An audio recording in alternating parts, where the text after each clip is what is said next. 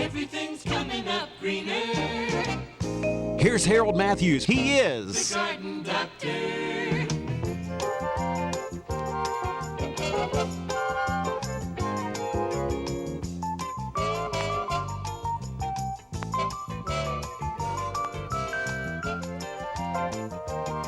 The Garden Doctor. Hello and welcome to the Garden Doctor Show with Harold and Mrs. Garden Doctor right Hi over there. here. And we're here to answer your questions live. This is the live show. Of course, when it's not the live show, I'll still say this is the live show because there'll be a recording of me saying it's the live live. show. Wow. So anyway, but this one is live. So the number's right on your screen. We want you to call in and bring us your questions, and we're going to try to answer them for you.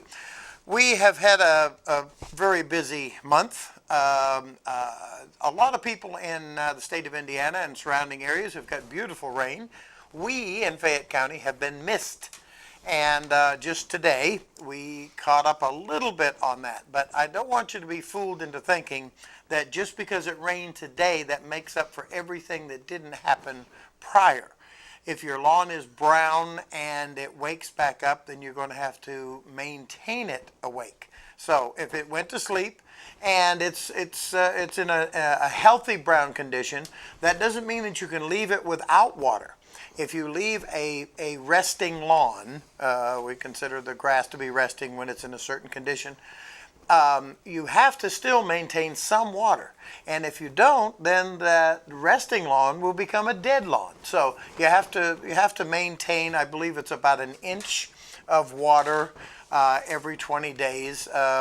It's recommended a little bit more than that, but that will do it. So, but if you do wake the lawn up, and you buy the rain and then buy some artificial watering, you have to continue to do that. You can't just stop doing that because that also could result in a dead lawn. So, now, how do you tell the difference between a resting lawn and a dead lawn? Because if I'm resting, I'm probably still breathing, so it's easy to tell. So, but what about your lawn? well, when it comes to the lawn, if it's brittle, if it gets brittle and starts snapping off, then chances are you've let it go too far.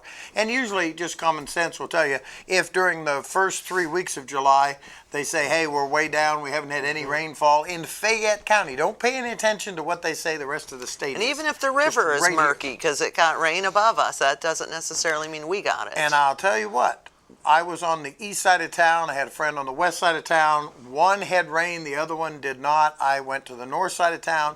It was raining buckets. This was today. And it wasn't raining at all downtown. Well, So- where we were early this morning, it rained at our house. Quite a steady, nice, lovely rain. And everybody he spoke to on the phone today said, nope, it's not raining here. So, but on top of that, though, while we may just now be getting some rain and we might be a little bit low on the water table and everything, we're not quite as near in a condition of drought as that we were last year at this time of year. No, and Is for that a right? number of reasons. One is because we did have an extremely good spring. We had the temperature has been down, substantially down from last year, and Well, it's going to be down again next week. After the heat we had last week, it might be hard to believe that, but in general, the temperatures, we have only had a couple of 90-degree days here in And Indiana. last year it was 105 degrees. I remember it well. 2 or 3 days ago, I was looking at a chart based on last year's temperature versus this We year. actually did the show last July, and my granddaughter Rosalind was here visiting, and she kind of helped out on the show. And I remember it was so hot. It was all we could do. If we wanted to do anything, we got out early in the morning, got home, stayed home for the middle of the day, got out again in the evening because it was 95, 100 Yeah, degrees, it was- wicked, miserable hot. And there was no water. There was no rain. The droughts are real, and they're going to get worse. And as a matter of fact, that's one of the questions that came in, and it came in from a professor friend of mine that is retired from Ball State University. Him and I have chummed around for a number of years, and he years ago was very slow to come on the bandwagon to join on to the global warming, but has recently came to his senses, I would say. Well, one of the things I got was an email that was kind of basically right along those lines, and it says, Garden Doctor, you have long preached global warming is real. Temperatures will rise, droughts will get worse, as will flooding. So, ... I guess he wants you to finish. What does that mean for us? Well, I think this is the guy that him and his wife bought. Yeah. Oh, is it okay? Because yeah. I saw at the below that they had bought a new home. They have no plants and no grass, but they do have a good well. So besides AstroTurf and plastic trees, what are our options? Well, just because it's going to get hotter than it is now, just because we are going to suffer droughts and we are going to experience floods as well, both ends of the spectrum of the extremes of weather, and we're going to have higher winds than we are. We're going to set records all the way across the board. But just because that doesn't mean that you just paint the dirt green and now move they on. do that out in Arizona. They have their they do lawns, it right around here. Yeah, they spray paint painted green. They paint your dead lawn green. Believe That's me. funny. Use a green dye. No, you just have to be cognizant of what is going on. Now, if you have a new home and you have a good well, that probably means you're out in the country. I would strongly recommend, before you do the finished construction, that you consider a old cistern type system where you collect the water that comes off the roof of your house into a container where you can reuse it for watering your plants. You can also set up a system where the water that comes off the roof of your house, which is a great deal of water, it's a phenomenal amount of water. And it's just runoff. It doesn't get really even used when it rains because the majority of it runs off, so it seems wasted. And with today's trends, and I'll get to some trends here later with, of course, recycling, reusing, that type of thing, yes, why can't we collect that water and use it? I try to use each downspout for a purpose on somebody's house, coming down and going into a flower bed, even dispersing the water into that flower bed to water trees. Or direct it to a drier area. Or direct it and even fan it out like you would a finger system for a septic system, so that it can do some good to the lawn. So, but if it doesn't rain, the cistern doesn't do you any good, and neither does the finger system. But it is something to consider. Also, I would consider protecting your lawn and your house by planting the appropriate shade trees, good deep-rooted shade trees that won't strangle your septic system or strangle your well. Do some research and put them in the right location so that your house and your yard benefit from the shade, but not too much shade. So many times people make the mistake of planting way too many trees or the wrong trees in the wrong place. So you're starting from scratch. Now is the time to get a sketch of your yard. And you have a clean slate. You don't have to get rid of problems. You don't have to work around existing. But do not take just one person's opinion. No. Because that person may not have done their research, and they may not be as knowledgeable as you might think. Even when you do a design, you like to see someone else's design to see, maybe they've hit on some points that you didn't notice. Or when I'm doing a design from scratch of a house, I like to incorporate the personality of the people. Mm-hmm. I like to know what their future plans are, if they're going to have a swimming pool, if what it's going to be colors helicopter they like. pads. Yeah, that's simple. what colors they like.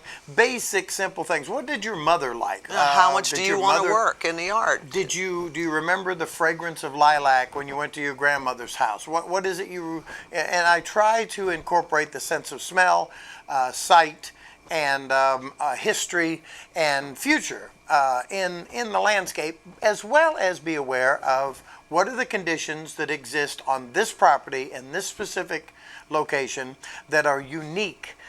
Is there a prevailing wind that's going to come off from the fields? And if those farm fields are barren, if they're void of plant material, is there going to be a lot of dust? Well, if that's the case, then maybe I want to plant a protective wind barrier that will send the dust up and over the house, as opposed to everything being dusty around the even facility. to consider when they spray their fields, say with Roundup or insecticides, what can overspray and blow to your house? It has to be considered. You have to consider that. The new technology, the new methods of application minimize that a great deal, but it still has to be considered, and you also have to back off from those farm fields and give the farmers a little bit of a breathing room there too. Sure. But there are certain things that you can do to cut down the wind, cut down the dust, and to provide your lawn with shade. If your lawn is shaded properly, not overly shaded, but properly shaded, then you will reduce the amount of water that you need to use. Your lawn will stay greener longer. Your house will be cooler. Your air conditioner won't work as hard. If you plant the right plants around your air conditioner, it'll cool the air conditioner. If you plant the wrong plants around your air conditioner, or if they're too close, it'll overheat your air conditioner. Now, we have at our house, we have some burning bush on either side, and we have a holly out front, which I believe you said the hot air that the air conditioner blows out, they're pretty resistant to that. Now, and then they draw in the cool air back through the foliage. Through the foliage. Now, our air conditioning man has reminded us and said, now, Mr. Garden Doctor, trim your shrubs out of the air conditioning unit. And then I ran a bunch of He's a good dishwater fellow, by the way. outside, and I think I killed my holly. Well, okay. we won't go there. But I've killed a lot of things. you kill a lot of things, yeah. Inside the house, outside the house, here, there, and everywhere. You better be careful. No, exactly. But the holly is a good plant to put in front of an air conditioner. I've been very successful with that. And burning bush is a mainstay for around an air conditioning unit, but they do need to be put a distance from it and be maintained, kept open so that there's air circulation all the way around it. So, but there are a lot of things that you can do because you're on scratch. But you need a soil analysis. The most important thing that you're going to get is a soil analysis, and that is to know what conditions do I have? Or what is the pH? What is missing from the ground? And I'm not talking about just the basic nitrogen, phosphorus, potash. You want to know that, but you also want to know everything that you can possibly know about the soil. So do an in-depth, pay the extra money for a good quality soil analysis and take one properly. Go around the entire yard and take samples, not just in one little spot, so that you know just about that one little area. And some things that you run into you don't know about. For instance, we planted in a section of our yard that was so rocky and hard to plant and hard to keep watered, and then you had told me that that used to be an old driveway, so you don't know what's underneath sometimes. We have a foundation in the middle of the yard. There's a foundation that in the summertime when in it dries drought, out, you can see it. Yeah. the exact outline of the foundation. And anytime that we dig in that location along that foundation, we dig up bricks. Bricks and more bricks and more bricks and more bricks. And so we're thinning them out as we go along, and things are settling around. It's neat how you can see it though when it stands out. Stands out. And you need to know these things. You need to know the subsoil and the conditions that exist, and then design things with the future so that you're considering the long term. Look at disease that plants, new diseases that are coming along. You know, if people had looked at the oncoming Dutch elm disease and the ash borer, they certainly wouldn't have planted so many ash right at the time when that ash borer was infesting these areas. But I wanted to talk to you about some of the research I'd done this week, in preparation for the show. But one of the things I did run across was how the ash borer is still a huge problem. And you can get in trouble even moving firewood if it's ash across, county lines, and especially state lines. But some of the things that have been trending, I looked up, because not just what we do or what is done. Long beards is trending. What's going on in our neck of the woods, but also what's trending in general in gardening, and came across quite a few things that you just mentioned. For instance, the reinventing and the repurposing. For instance, collecting that rainwater, recycling things, using in your lawn, say, a Singer sewing machine base that is now a trellis, or which we have two of. I have a couple of things. I've got some iron. I call it my lawn junk, and I'm going to have cucumbers vining up, which is nice because the cucumbers just hang there. The old steam radiators in the houses, we try to redesign them for benches and seats. And so that was one of the things that's right on trend too. And what you had talked about as far as plants, what it is going to now is so many plants that require so much water for maintenance. one of the trends now is going to using native plants that may not be as decorative and beautiful, but they are native to this area and natural landscapes. Some of them and are require actually less water. quite attractive, but their blossom doesn't last very long. Okay. And the native have been eradicated by the exotics. We've brought in so many, and those are invasive. So that's one of the reasons why one of the plants that I used to use that is legal Johnson in Ohio. grass? No, not Johnson grass. He Well, I used had to a sell bunch of that. Johnson grass. He didn't know it though. No. I used to race it. I didn't sell it. No, there are plants that are legal in some states and not in the others. So you have to be careful. But there's I can't even think of the name of it now. You've thrown me. Sorry, I got him That's all right. distracted. I forget things all the time. Sometimes I forget where I live, but eventually somebody tells me, to go on home. The point is that these native species are much more capable of living in this soil under extreme conditions than what are the non-native plant materials. So you want to look into some of the native stuff when you're naturalizing, or even when you're doing your landscape. Now, something else that is trending now, but I've been using it forever in my landscapes, is edible. A part of your landscape should always be edible. Peppers are beautiful. Yes. Carrots are beautiful. Blackberry vines on trellises are gorgeous. And herbs, just to have an herb garden yeah. in your window Well, if you're in watch an apartment. those herb things, because let me tell you, Depends which herbs you're I've got mints. I've Well, put mint in a flower box isn't going to go too far. We're ask talking Mr. about Bud Whipple if he likes his mints next time you see him. He's got peppermint, I know. spearmint, I have some chocolate chocolate mint, mint. yes. Yeah, he's got. But you have to put them in a bucket and plant them in the ground. And if it ever shoots a sprig, you Yes. better rip it up because it's going to come out of that bucket. I like pinch and sniff, so I put in a lot of thyme. I put in a lot of Lavender, lavandula. I put in a lot of this in the landscape for people to come to somebody's home and actually cut off some, put it in a satchel, and take it home.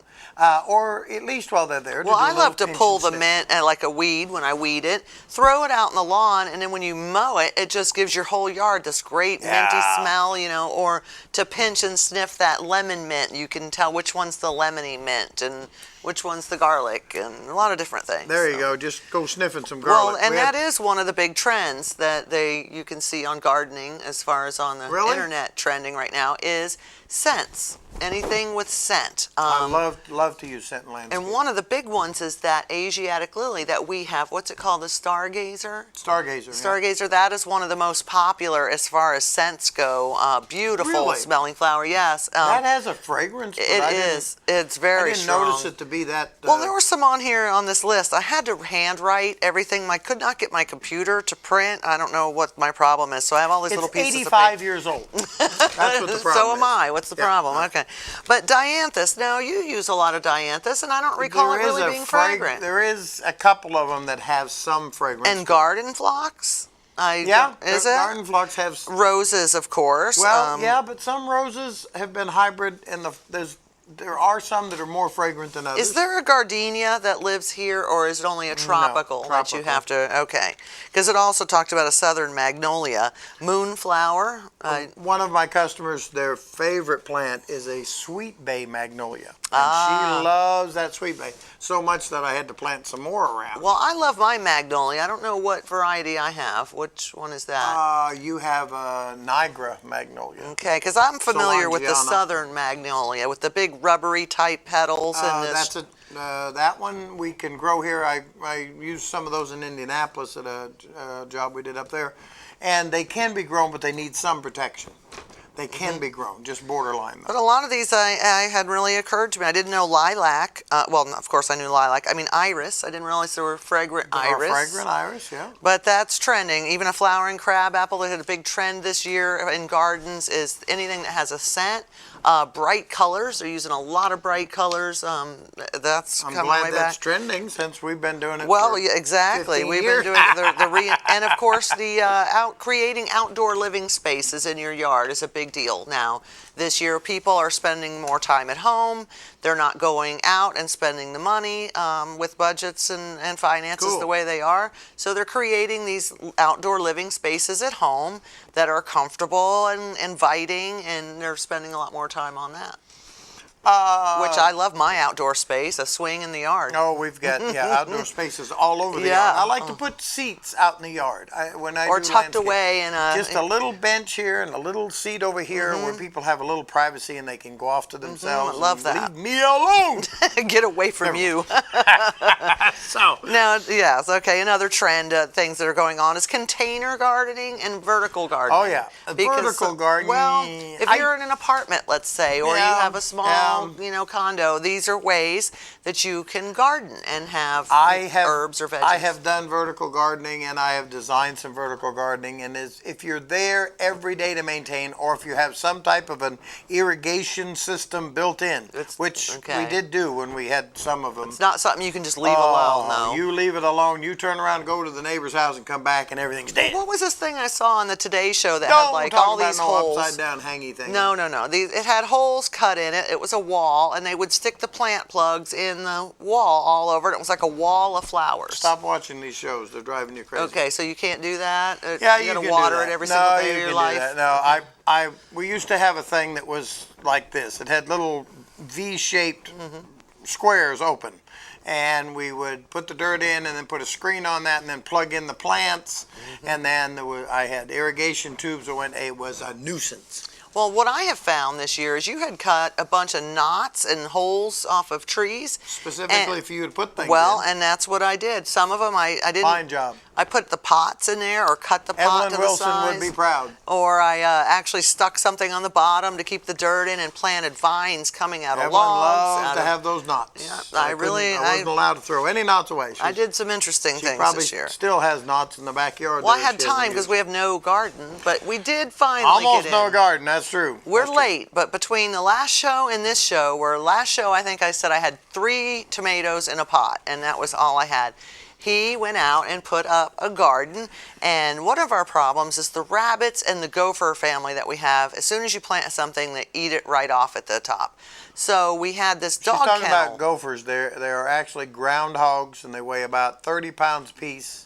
Yeah, they're Nasty, mean They looking call them things. ground hogs. Whatever, For a reason. I don't know, but they're ugly.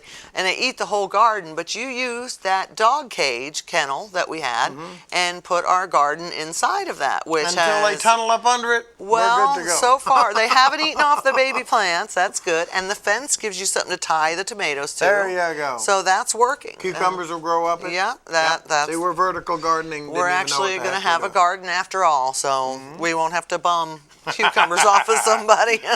All right, dear. what do you want me to talk about? Oh, give I got the some rest of other these cool questions. stuff. Go ahead. Okay, let's And you see. can jump back and forth to your cool stuff. I don't care. Oh, here's one I thought was interesting. Don't forget, it's a live show, folks. Yes. Live means, we're Call here. us. We exist. Yay, here he is. 3D here, 825-3245.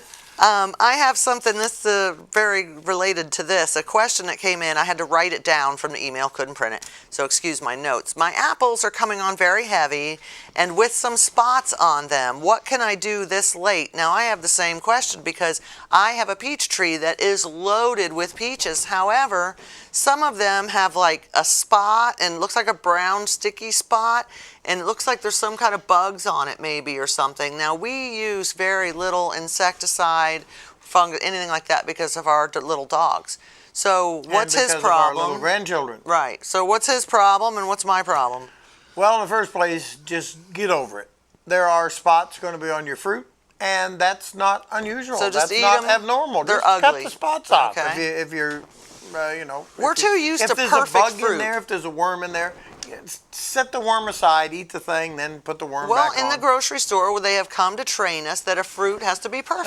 Well, it's not. And they you look can make perfect. it more perfect, and to say that this is late for making application to your apples is that's Not too ridiculous. late? No, your probably talking about an early variety, probably yellow transparent or something like that, that comes on very early in mid-season. Those apples are just, they're ready to harvest early. Those I would not spray. Now, there are sprays that say you can spray up to a day or two I from don't harvest. like but that. I I don't really trust would it. just, I I would know. wait until they ripen, pick it, cut the bad spots out, and go on about your business. Now, one thing that you got to be careful of this year is some plants, because we had very good conditions, are overproducing. And the apples and the peaches. Now, the peaches, you taught me this 2 years ago, because last year we got no fruit. And you learned it? I learned something.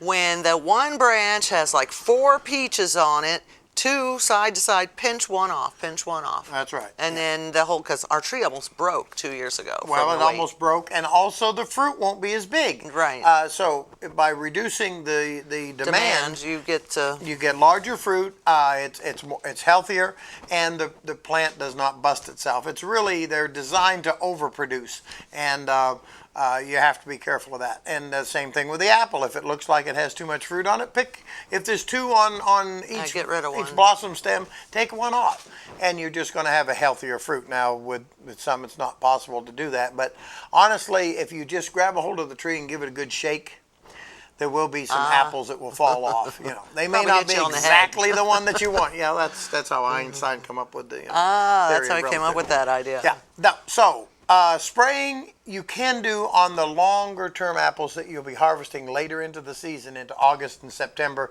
even October. You can still spray those. I like but at least I would a not couple of recommend weeks, don't you? spraying.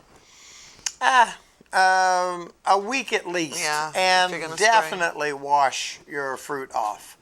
Because even if you're not spraying, somebody may be, and it could be drifting over. So. And not just on your own things, but from the grocery store as well. Always wash your fruit yeah, because you don't scrub know. Scrub the fruit. You know, and a lot of the grocery store fruit, you get these big, beautiful strawberries that taste like cardboard. You know, sometimes looks aren't everything. So I would rather have an apple with a spot on it that tastes really good. So That was one of the questions about the raspberries. yes, and I actually can relate to this as well, that the raspberries, he says, or she, I'm not sure, were very small and not real sweet. And the blackberries have odd white-looking spots on them. Why? I have to do a little more research That I'm on not this, sure about, but on I this can relate to the blackberry thing, raspberries. because my blackberries, my vining blackberries are doing a very similar thing. I believe it's drought, and I did do some research, and that was the first answer I came up with, but that doesn't necessarily mean that that's the Well, only they're answer. like purple and white, literally, all the Yeah, little... and I didn't have a chance to continue the research and actually dig into some, because if you look something up on the internet, you're going to find an answer that is possible, but not necessarily the correct answer. You find a Always lot look of answers. 3 or 4 or 5 sources, Yes. because even Wikipedia is not, it's not an actual encyclopedia. No, in college, you are not allowed to use Wikipedia as a source. It's not considered a valid source of information. But I love so- Wikipedia. I do too. But anyway, so, look at least 2 or 3 answers, and I did not have a chance to, so I'm not going to tell you that it is the drought.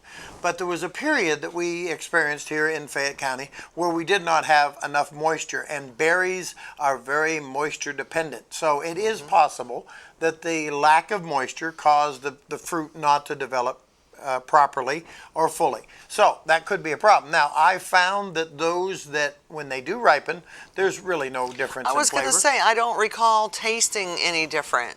Except for the raspberries. They were dried up, Yeah, and right. they were bitter. But the blackberries, as big as your thumb, the granddaughters came out, and they picked 2 bowls. I mean, I couldn't believe how many there About were. a half a gallon. A Gallon. 2 gallon and a half. gallons. Yeah, 2 gallons. They're these giant bowls of berries, and they're size of your thumb, and they were delicious. And they were picking quick too. They like that when they can pick quick. But if you pick them and they're not ready to fall off in your hands, they are bitter. That's right. And so they would try to steal one There's a once in a fine while. line between sour and sweet. Yeah. Speaking of the granddaughters, I think we might have a... Oh, we have some bean footage, don't we? Yeah, we got Matt, some over beautiful bean footage of the there? grandkids. Yeah, and an we're outtake going to we go to an took. outtake, and if Justin can pull it up there. Hello, and welcome to the Garden Doctor's backyard. Mrs. Garden Doctor is behind the camera back here, and this is the two grand little garden doctors right here. This is Taylor, and this is Rowan. And where did you just get back from? Texas. What were you doing out there? Going out there to visit. Well, your daddy had a job out there, didn't he, that he was taking care of, and he took you guys with you, and it was nice and warm. Did you see any plants out there, or was it all just desert? Plants. There was plants, wasn't there? Plants. Okay, we're going to talk about plants today, and a lot of people have called in and asked about hosta and daylily, what to do with them, and how to divide them specifically. And how you divide a hosta or a daylily is both the same. But let me show you first. When you buy a plant from a local nursery, a lot of times you're going to buy one that is pot bound, that is root bound. And when you do that, would you hold that plant, please? The plant, the top, the plant. Let me take the pot off. You got the plant? Yeah. All right, pull that off. Now, you see the bottom here? This is a root-bound plant, but it's not too terribly root-bound. And what we're going to do is we're just going to break these roots, which are going in a circular motion, and try to get them to go straight out. Now, Rowan, if you'll walk over here and hold this microphone for me. Can you walk over here? Come right over there and hold that for me. You got it? Mm-hmm. Now, what we're going to do, don't push the button there, please. Can you do that? Don't push that button. Hold that button right there. Okay, what we're going to do is we're going to break these roots. Now, sometimes you can't, so you have to cut them, and you take a knife to them. But you see, these roots, my microphone is walking away from me, so if it does, you'll have to bear with me. All right, you see, these roots have to be brought back around straight like this in order for them to not grow in a circular fashion. Now, we also want to try to divide this if we can, because this looks like we've got 3 plants in there, and it is possible to divide. And what you do is you soak them in water. And when you soak these in water, then they loosen up and all that dirt will wash off. And I'll show you how that works out in a minute. Now, this one is very root bound.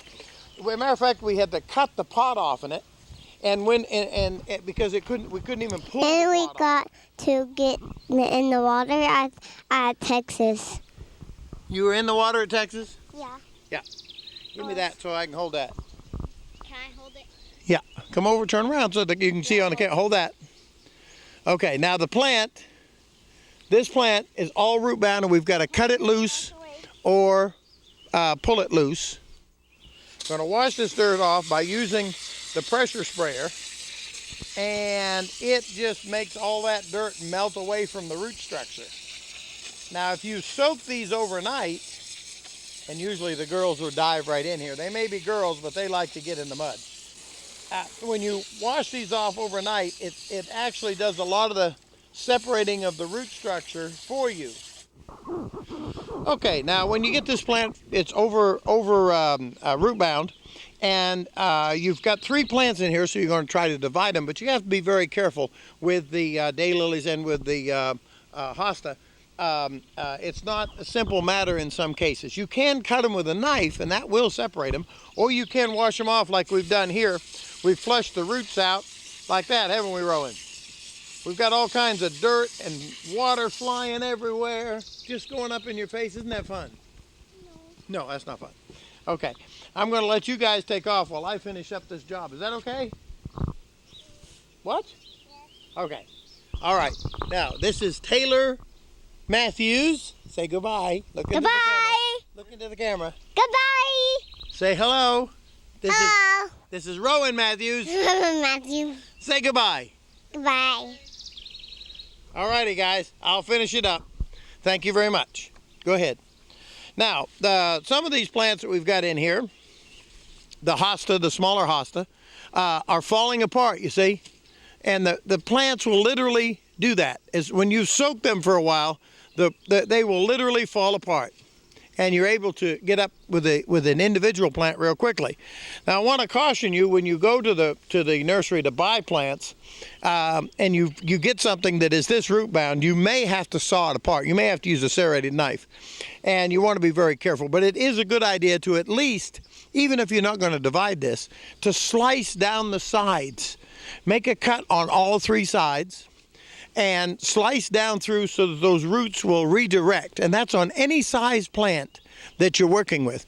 Now you might be wondering why I'm out here in this heat. We're 90 degrees today with a long sleeve shirt. Well, part of the reason is because I had experienced some skin grafts and some burns that I have to take care of and I have to protect, and I'm doing that with this long sleeve shirt. But I've always been supposed to wear a long sleeve shirt. It actually does cool you. Now this is a wicking shirt. It protects my skin from the sun, which is very important, especially with the new UV ray problems that we're having. And the reason I'm wearing this top hat, of course, is because of the bicentennial that we're up against right here soon. This over here you see peat moss, brown peat moss, very important. I want you to take the soil that comes out of the hole when you dig it for this hosta or daylily or whatever it happens to be.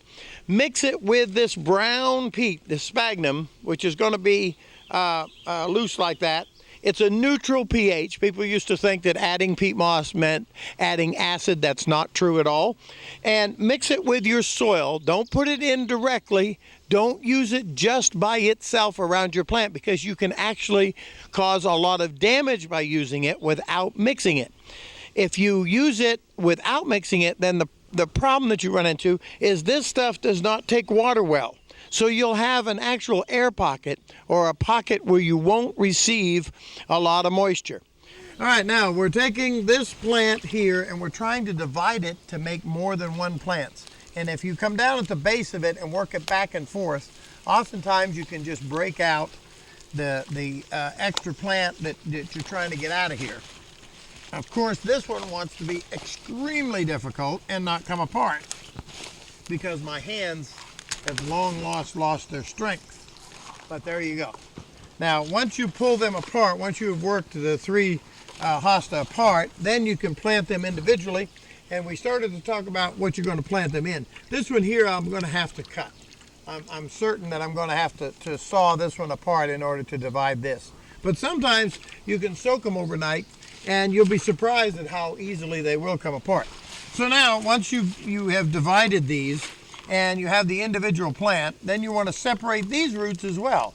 Pull these roots apart, and any damaged ones that are in there, remove them, because these roots can also be wrapped around each other and they can get root memory. Okay, now I started talking about the peat moss in a previous entry, but the peat moss is vital to the planting because it does add nutrients. It adds a moisture base. It holds moisture in. It does a lot of good things, but if you don't mix it, then it doesn't do anything to help your plants. It can actually do damage and kill your plants. You want about a 50-50 mix with the soil that you dig out of the ground. You want to dig the hole at least twice as big as the root ball, at least twice as big, and at least as deep, so that you can loosen all the ground up and give the plant full benefit of all of those roots. So now you're going to mix a 50-50 mix of peat moss, and you're going to pack it back in there. But the problem is that this soil that you're putting back in there is better than any of the soil around this plant. So this is going to have a tendency to grow back into itself. Now, what I like to do is take the entire area, if I've got a new bed that I'm working on, and improve the soil in the entire bed so that the plants won't grow back into themselves. Thank you very much for watching The Garden Doctor and this edition, and watch for this beard to come off as soon as the competition is over. Thank you. Bye. Welcome back. And Aren't they so cute, those little granddaughters of oh, ours? well, you know. They're actually not mine by birth. They are him and his ex-wife Dina, a good friend of mine, have shared their grandchildren with me, and I'm so glad. I've been around for a long time. So they're my babies too. $1 a day, but I know, but they're so cute, running around. Yes, and we have, how many do I have now? I don't know, like 11? 9, 11, and then my 2. 12, 13? I think there's a Quite a dozen few, of them. yeah. I think there's a dozen out there. All of them cute. All of them cute. But anything you wanted to follow up on what you talked about on your segment there? Pretty much covered everything. I think we covered a lot of people have called in about the root bound, and I wanted to do a segment on that. We're going to try to do a lot more of those. And how you can divide and propagate your own plants. I mean, that really is how I've ended up with this many plants. Look for the ones that are root bound. Look for the ones that are overcrowded in the pot, and then when you get them home, flush them off, break them apart. Instead of buying buying one plant, you're buying 3, 4, 5. So once you put them out and you fertilize them, give them some sphagnum peat moss, They get will them going, take off. They will take off if they're in the right place. Make sure they're in the place that is appropriate for that plant. Now, one thing I wanted to touch on before we get going with some more plant business is our own Justin here in the studio, and his band Claypool Block is going to be playing at the AMVETS on August 10th, and that's kind of near and dear to my heart. As some of you know, I worked at the AMVETS as a bartender for 6 years and miss a lot of my old customers. I actually have never had a job before or since that I loved as much as I did working at the AMVETS. So, yes, come down and see Justin and Claypool Block playing there August 10th. It's going to be quite a party.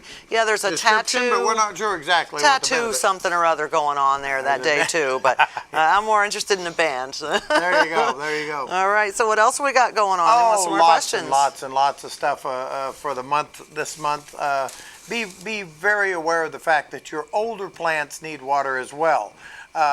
Don't just think that just because they've been in for years and years and years, if we have a drought, then you need to get them watered. And if there are trees that have been planted out along the street in front of your house, please, please go out there and cut a mow ring around them. Put some bark mulch around them so that the people that are responsible for the mowing do not have to get right up adjacent to the trunk of that tree and damage it. Yeah. Give it a drink of water. Bring it, even if you can't reach a hose out there. Go take a couple of gallons of water out there once a week and dump it down. The tree is going to benefit. The trees are for everybody to enjoy up and down the street, but we seem to plant them and then kill them, and plant them and then let them die. And we need to take just a moment and try to take care of it. If you've got a neighbor next door that can't get out and take care of their own, volunteer to give them a hand. Now remember, we are doing the show live tonight. We Live! haven't heard the phone ringing very much, it's but such a beautiful day out, I know. sun is shining. They're probably everybody- working in their gardens right People now. are fishing. I haven't fished all year. I don't know what fishing Ridiculous. is. My husband doesn't take me fishing. Yeah, well, maybe I- someone else got to go fishing, but it wasn't me. We've got to solve this problem. I know. This is terrible. No, I do have some more questions. I'd like to get some more of the viewer questions. We've got to we do our best, but we cannot get to all of your questions. But sure do try. appreciate you sending them in. And a lot of them are kind of, they relate to each other, so we may narrow them down just to get all the information out there. Here's a question. I just had my shrubs trimmed, and they turned all brown. Are they dying? Are they? They're dead. Jerk them all out. Move away. Yeah, move out of town. Forget about it. No. No? They are. Oops, sorry. They are not dead. I thought you were telling the truth. You probably pruned them when it was either too hot or they were cut too far.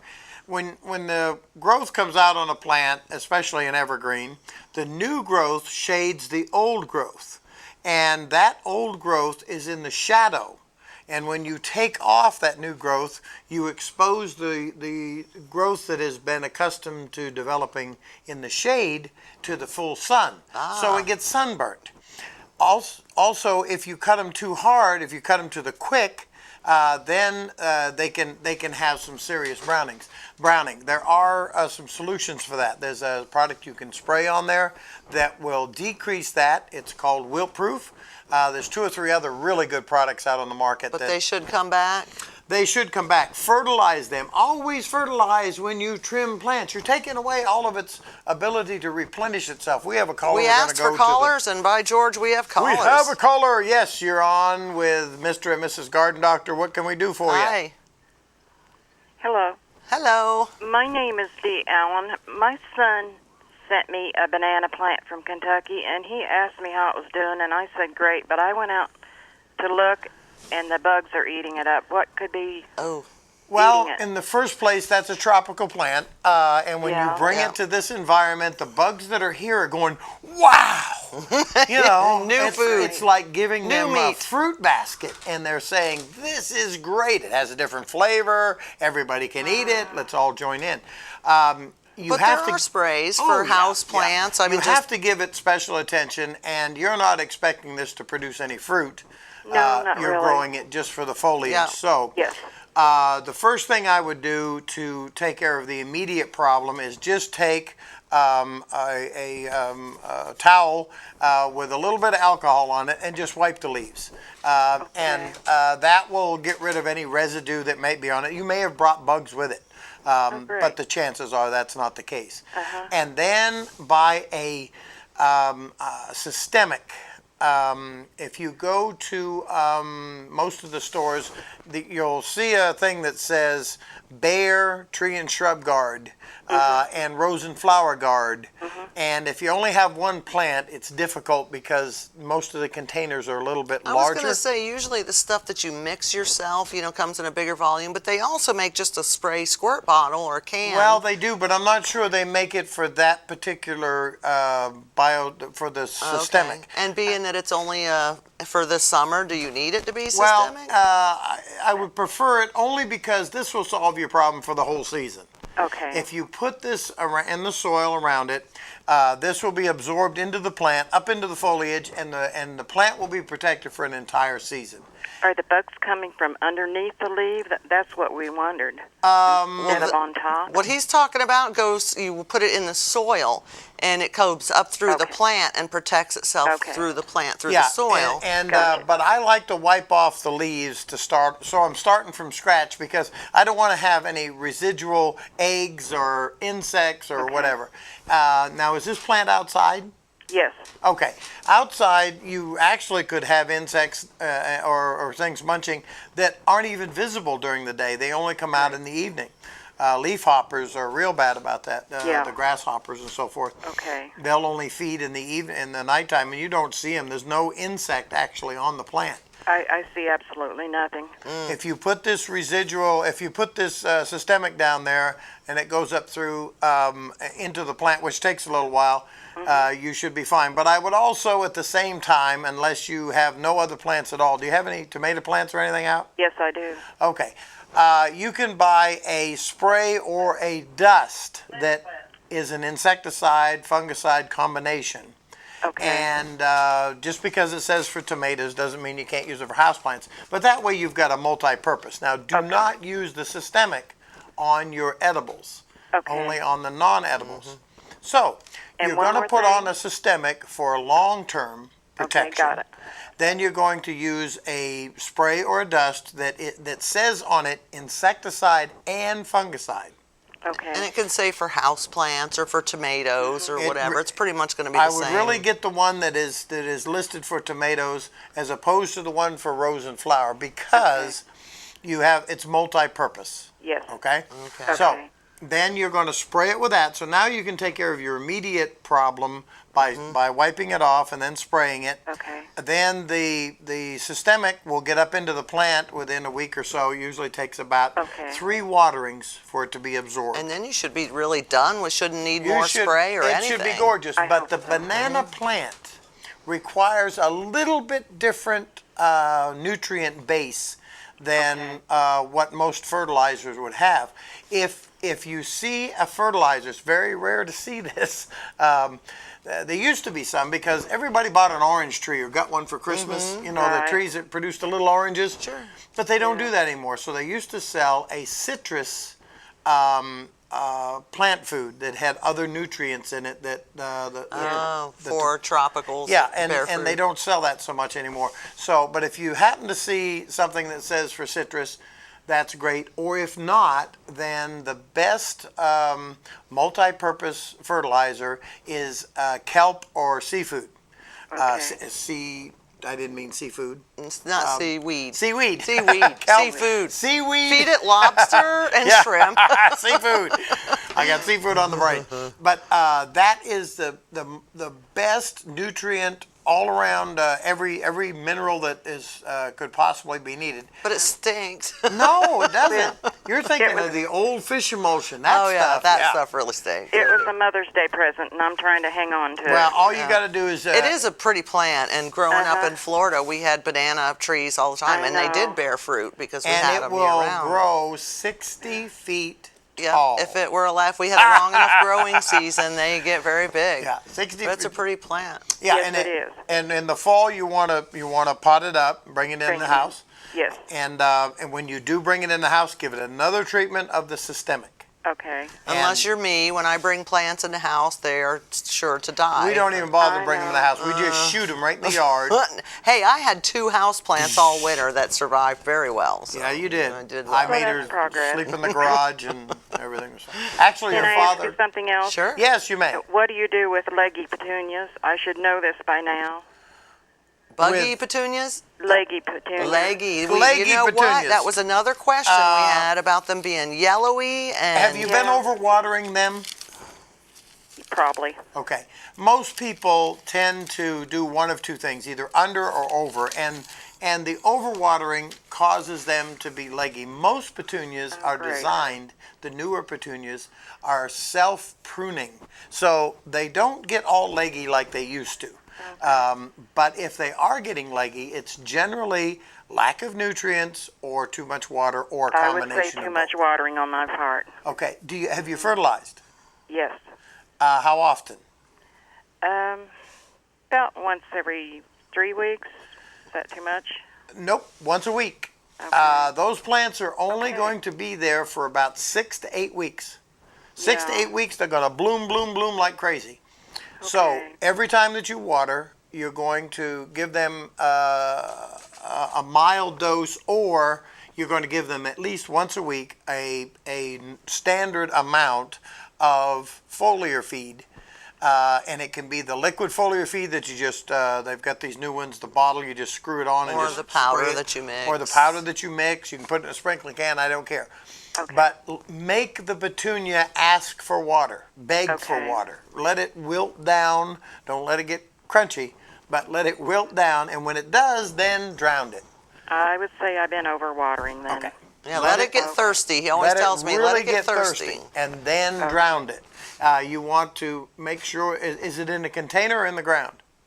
It's in the ground. Okay, in the ground, it's very easy to overwater, and particularly if you have soil that's heavy clay. And it's the most common problem. Also, people plant petunias where they don't have enough light, so they get leggy in a shady environment. Well, I think they have plenty of light. Okay. I think from what I'm hearing, I'm overwatering. I Okay. would decrease the water Okay. substantially, and even to the point of where the plant is asking for moisture. And then when it does, Okay. you water it, then you foliar feed it. Don't foliar feed it and then water it, because you'll wash the foliar fertilization off. Or if you're going to do it with a sprinkling can, again, water it and then pour the fertilizer mixture on, and you'll probably get rewarded within a week. Once you let that dry So out. I need a reward of some kind. Once you let it dry out and you give it a shot of fertilizer, Okay. you'd be amazed. Okay, I appreciate it. Thank you very much. Well, right, thank you good very luck. much for your call. We All right, appreciate thank it. you. And we have another caller on the line. Go Hello. right ahead. Yes, can we, this is the Garden Doctor. What can we do for you? I got 4 tomatoes ripe so far, and a third of them on the bottom were rotten. They're all rotten on the bottom. So what causes this, and what could you do further? Is it going to keep on doing it? It's a condition called blossom end rot. And Do what? It's called blossom end rot. And that I is, can't hear you. it's the blossom end. Can you turn your TV down a little bit, hon, so you can hear us on the Yeah. phone? There you go. Okay, it's called blossom end rot.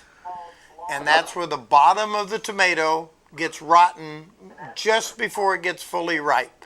Yeah, well, what are you supposed to do further? Will it keep on doing it, or what? Well, there are 2 or 3 things you can do. There is a product for that, and if you go to the store, you'll find that there's a product that says treatment for blossom end rot. But Yeah. normally the problem is uneven watering. So we mulch the tomatoes, put some straw or grass trimmings that haven't been treated with a weed killer around the base of the tomatoes so that they have uniform water. And the other thing that we do is try to put on calcium in the form of lime. You can use dolomite lime, just about any kind of lime, to sweeten the soil so that it will decrease the chance of prevent the blossom end rot. But the spray is a really good product.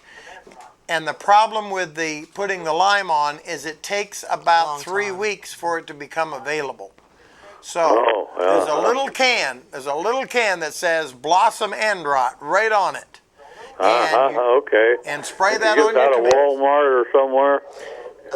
Down at the do-it-yourself or up at Wally World. I probably think, has yeah, it. and the feed store across down on the Phil, Fayette Feed, they normally carry it.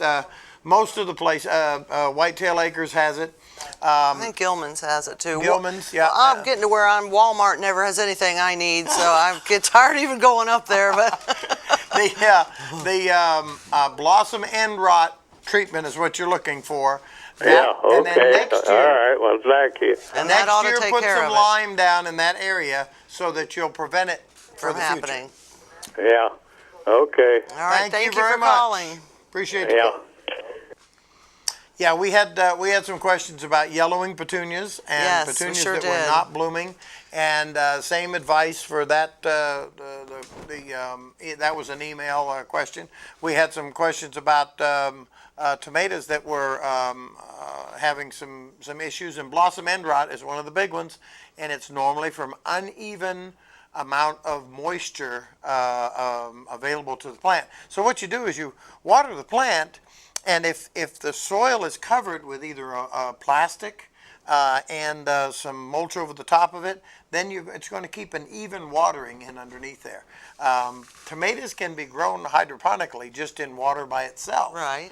But when they're in soil, it's a different a system that goes on. There's rotting that goes on to the roots. So you have roots grow and then they rot, grow and then they rot. And that causes rot above as well. Okay. All right. Well, hopefully Uniformity that of will... watering and lime the soil and do a simple pH test to find out where your pH is and try to keep your pH that in an area that is best for the environment of And a I've tomato actually plant. seen that product. I think we must have some out in the garage or Blossom end something. rot, Because yes. it says right on it, blossom end rot. Yes, but so- it does not cure anything. If your tomato already has it, if you have a green tomato already on there, this is not going to prevent that particular tomato from But having. the next tomato, It'll produce the ones that are just now being germinated from the blossom. You have to get it before it starts to form. Go ahead. all right, we talked about trimming the shrubs and they turned brown. Okay, I remember you, here's another one. I remember you told me once to always fertilize when I trim my yews, but I do not remember why. Apparently it's a very good Just reason. because I told him to. Okay, there you go, because he said so. Okay. No, yeah, again, you're taking off the new growth and you're removing, raking up the trimmings. So you're removing the ability of the plant to to benefit from its own. Do you know we're almost needles. at the end of the show? Oh my goodness! He said we have gracious. 2 minutes left. 2 minutes. Wow. And I got one question here. It said somebody wanted to know, what is your cat's name? Somebody stopped me on the street and they said, "I know that you always name your cat the same thing over and over and over No. again." I said, "No, I do not." They said, "Oh, yes, you do." Our cat's name is Pickles. They're by the arguing way. with me about my cat's name. And she is a tortoise calico named Pickles. I've had the same cat for a very, very long time. But we haven't had it. All of our cats named. They're all been tortoises. Yes. But they've not all been named Yes, Pickles. and they've both the three that I've had since I moved here came from Charlie and Judy Kemker's kids. So if you had an argument about with your wife about that, then Cat's she lost. name is Pickles. That's right. And how often should you fertilize your annuals was one of the questions that came in. You want to fertilize them every Just week. said every week. That's Every week. right. That's what he I said. want fertilizer on annuals because annuals are meant to be for bloom only, and then they're dead. So you want to just smoke them. Make sure that plants ask for water, but when they do ask for it, give it to them. And a big plant can't ask for it, so you've got to be a little bit proactive there and figure out when it is time to water.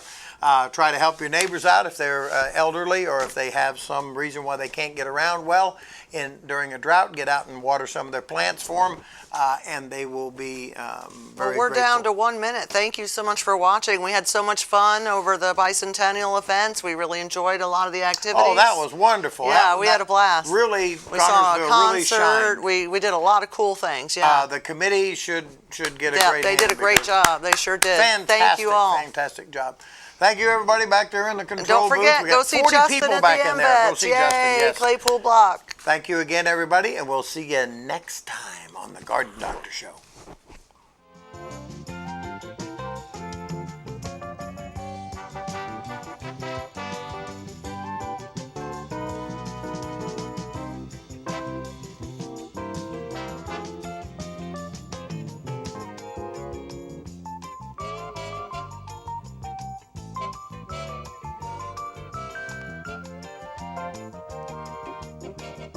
The Garden Doctor.